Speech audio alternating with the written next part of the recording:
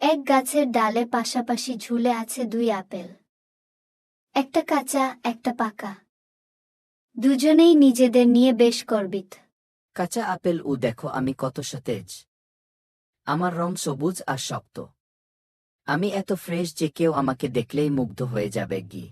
পাকা আপেল, কিন্তু আমি একেবারে মিষ্টি আর রসালো। আমাকে খেলে যে আনন্দ পাবে সেটা তুমি দিতে পারবে না। কাঁচা আপেল একটু হেসে বলে, তোমার মিষ্টি হওয়ার মানে এই নয় যে তুমি বেশি ভালো। আমার মতো ফ্রেশ হতে হলে অনেক সময় দরকার।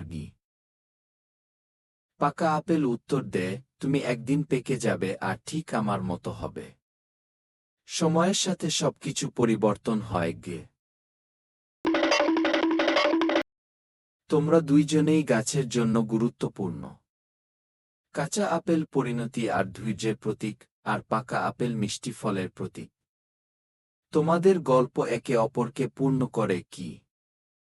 দুই আপেল তখন বুঝতে পারে তাদের আলাদা গুণগুলোই তাদের বিশেষ করে তোলে।